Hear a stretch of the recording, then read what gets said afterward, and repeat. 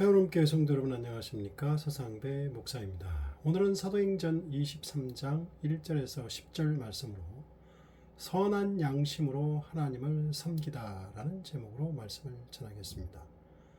바울은 로마 군대의 천부장의 허락을 얻어 자신을 죽이려는 유대인들에게 자신의 회심 경험과 이방인 선교사로 부름을 받은 것에 대해 자세하게 간증하며 설교를 했습니다. 그런데 이방인에 대해 매우 배타적인 우월의식을 가진 유대인들은 이방인에게 하나님의 백성이 될 기회를 제공하려고 했다는 바울의 간증 설교를 듣는 순간 다시 분노를 폭발하며 난동을 부리자 천부장은 바울을 안토니오 요새로 급히 데리고 들어갔습니다. 천부장은 유대인들이 이렇게까지 분노를 하는 것은 필시 바울이 잘못했기 때문이라고 생각하여 채찍질까지 하며 바울을 신문하려고 했습니다. 이에 바울은 자신이 나면서부터 로마 시민인데 이렇게 불법적으로 신문하는 것을 강하게 항의했습니다. 바울이 로마 시민임을 확인한 천부장은 하마터면 자신이 처벌당할 뻔한 일을 저지를 뻔했다고 여기고 몹시 당황해 했습니다. 그럼에도 예루살렘의 치안을 책임지고 있는 천부장은 유대인들이 왜 바울을 죽이려고 폭동까지 일으키는가를 알기 위해 유대인들의 최고 의결 기구인 산헤드린 공회를 소집했습니다. 천부장은 바울을 재판하고 최종 판결을 산헤드린 공회에 넘기는 것이 아닙니다. 로마 시민인 바울을 유대인 공회에 넘기는 것은 불법이기 때문입니다. 예루살렘의 치안을 책임지는 자로서 이번처럼 큰 소요가 일어난 경우에 비공식적으로 산헤드린 공회의 의견과 판단을 수렴하려고 그렇게 한 것입니다. 유대교의 최고 의결 기구인 산헤드린 공회는 총 71명으로 구성되었는데 의장인 대제사장, 그리고 사두개인, 바리새인, 서기관, 장로 등으로 구성되었습니다. 바울은 변론할 기회가 오자 모인 사람들을 공의회에 어울리지 않는 형제들이라고 부르며 변론을 시작했습니다. 형제들이라는 호칭에는 바울 자신 또한 그들 중 하나라는 사실을 확인함으로써 산헤드린 공회원들에게 부당하게 굴복할 수 없음을 당당하게 드러내는 의도가 있습니다. 먼저 바울은 자신이 이날부터 평생 선한 양심을 가지고 하나님을 섬겼다고 말했습니다. 한마디로 하늘을 우러러 한 점 부끄러움 없이 살아왔다는 것입니다. 바울은 디모데후서에서도 자신이 유대인의 후손으로서 평생 깨끗한 양심으로 하나님을 섬겨왔다고 했습니다. 그런데 대제사장 아나니아는 바울의 이 첫마디에 격분해서 그런 말을 하는 바울의 입을 치라고 명령했습니다. 대제사장 아나니아는 이런 말을 대놓고 하는 바울을 뻔뻔스러운 거짓말쟁이로 생각하였고 이런 바울의 말은 교만의 극치이며 심지어 신성모독하는 것처럼 보였던 것입니다. 그러나 바울의 이 말은 교만한 것도 아니고 신성모독하는 말도 아니었습니다. 바울이 그렇게 살아온 것은 하나님을 기쁘게 해드리는 것이 그의 삶의 유일한 목적이었기 때문이었습니다. 사람은 삶의 목적에 몰두하기 마련입니다. 바울은 하나님을 기쁘게 하는 것이 자신의 삶의 유일한 목적이었기 때문에 평생 깨끗한 양심으로 하나님을 섬겨오며 살았던 것일 뿐입니다. 그러나 대제사장 아나니아는 철저하게 고약한 인물로 대제사장이 되어서는 안 되는 사람이었습니다. 유대인 역사가 요세푸스는 그는 대단한 돈의 축제자라고 묘사해서 대제사장인 그가 부정하게 엄청난 돈을 모았던 자라고 기록했습니다. 심지어 제사장들의 소유인 11조를 폭력을 행사하여 빼앗기까지 했다고 합니다. 요세푸스는 아나니아를 심성이 썩었고 욕심이 많고 성격이 급하고 폭력적인 사람으로 묘사했습니다. 자초지종을 다 들어보기도 전에 바울의 첫마디에 격분하여 그 입을 치라고 명령하는 모습은 그가 얼마나 폭력적이고 성격이 급하고 무례한 자인가를 잘 드러내주는 장면입니다. 그는 마치 자신이 하나님인 것처럼 굴고 있는 것입니다. 그는 이렇게 매우 무례한 자로 절대 대제사장이 되어서는 안 될 사람이었습니다. 이런 자가 오랫동안 유대교를 대표하는 대제사장이었으니 그 당시 유대교가 얼마나 타락했는가를 짐작할 수 있습니다. 뭐 눈에는 뭐밖에 안 보인다고 했는데 이런 아나니아의 생각에는 평생 깨끗한 양심으로 하나님을 섬겨왔다는 바울의 말이 거짓말이고 교만의 극치고 신성모독으로 보여서 즉각적으로 격분한 것입니다. 자신의 탐욕을 채우려고 본성에 따라 자신만을 위해 살아온 아나니아는 하나님을 기쁘게 해드리는 것이 삶의 유일한 목적인 바울의 말이 완전히 거짓말로 여겨졌던 것입니다. 자신만을 위하는 무례하고 폭력적이고 고약한 사람 아나니아, 반면에 하나님을 기쁘게 하는 것이 삶의 이유와 유일한 목적인 선한 양심의 소유자 바울, 이 두 사람이 산헤드린 공회에서 적나라하게 비교되고 있습니다. 그런데 아나니아는 대제사장이고 바울은 이방인 선교사입니다. 아나니아는 산헤드린 공회의 의장이고 바울은 그에게 심의와 판단을 받고 있습니다. 당시의 유대인 사회가 얼마나 뒤틀려져 있는가를 보여주는 장면입니다. 현재 우리 사회에서도 이런 장면은 생각보다 자주 일어나고 있습니다.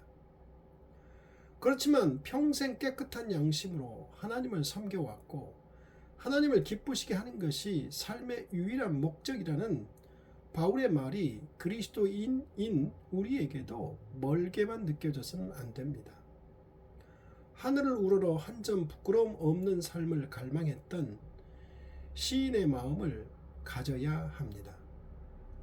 바울은 이렇게 어이없는 명령을 공의회에서 내리는 대제사장 아나니아에게 조금도 굴하지 않고 그를 향해 회칠한 담이라고 그의 위선을 질책하며 하나님이 그를 치실 것이라고 정죄 선언까지 했습니다.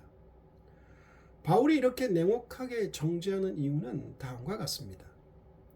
대제사장 아나니아는 바울이 율법을 어겼는지 심의하겠다고 공의회에 참석했는데 바울의 말을 제대로 들어보기도 전에 벌써 정죄하며 이처럼 무례한 명령을 성급하게 내렸습니다.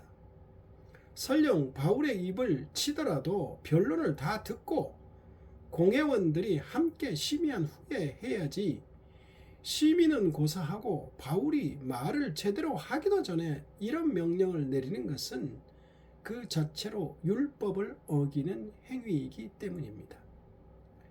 회칠한 담이라는 질책은 일찍이 예수님께서 서기관과 바리새인들에게 회칠한 무덤이래이어라고 맹렬히 질책한 것을 연상시키는데 이 둘은 모두 위선자에 대한 질책의 의미를 갖는 말입니다. 회칠한 무덤이 흰색으로 회칠을 해서 겉은 깨끗한 것 같으나 속은 썩어빠진 상태를 뜻한다면 회칠한 담은 기반이 안정되어 있지 못해 흔들거리면서도 겉에 흰색으로 회를 칠해서 든든한 것처럼 꾸미는 것을 뜻하는 말입니다. 그리스도인들은 사람 앞에서나 하나님 앞에서 그럴싸하게 흰색으로 회칠을 하여 속일 것이 아니라 진실되게 살아야 하며 위선적인 모습이 아니라 있는 그대로 보여져야 합니다. 바울이 이렇게 대응을 하자 곁에 서 있던 사람들이 바울을 질책하며 당신이 하나님의 대제사장을 모욕하는 것이냐고 하였습니다. 그 나물의 그 밥입니다. 누가 들어도 대제사장이 율법을 어긴 것이고 무례하고 폭력적이고 모순적인 행위를 하고 있는데 정당한 바울을 오히려 질책하고 있습니다. 그릇된 지도자 앞에서 똑같이 사리 분별을 못하고 있는 공회원들입니다. 그럼에도 바울은 자신이 그런 말을 하는 아나니아가 대제사장인지를 몰랐다고 하며 사과를 합니다. 바울은 너희 백성의 지도자를 욕하지 말라는 출애굽기 말씀을 인용하며 자신이 아나니아가 대제사장인 줄을 알았다면 그렇게 말하지 않았을 것이라고 합니다. 바울이 회칠한 담이라고 질책하며 저주를 선언한 인물이 대제사장인 것을 정말로 몰랐으며 또한 자신은 율법을 잘 알고 있으며 그 율법에 충실하다는 것을 출애굽기 말씀을 인용하며 드러낸 것입니다. 바울이 그가 대제사장인 줄을 몰랐던 이유는 바울의 시력이 좋지 않았고 바울이 자신의 변증에 너무나 열중했기 때문에 자기의 입을 치라고 명한 사람을 인식하지 못했다고 보입니다. 그리고 지금 모인 공회에는 정기적인 산헤드린의 모임이 아니라 로마 관리에 의해 긴급히 소집된 회의이기에 대제사장이 자신의 지위를 나타내는 옷을 입지 않았을 것이고 공식 좌석에도 앉아 있지도 않았을 것이기 때문에 바울이 그를 알아보지 못했다고 봅니다.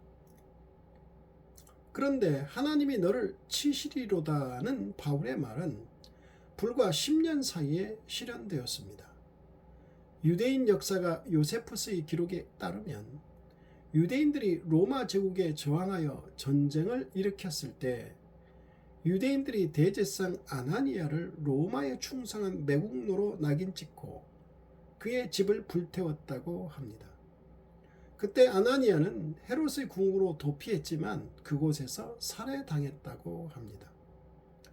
바울은 아나니아가 백성의 지도자인 대제사장인 줄을 몰랐고 알았다면 그렇게 말하지 않았을 것이지만 공의대로 심판하시는 하나님은 그렇게 심판하시는 것 같습니다. 공의의 의장이자 재판장인 대제사장 아나니아. 율법을 회방하고 성전을 더럽혔다고 거짓 고발을 당해 심의와 판단을 받고 있는 이방인 선교사 바울.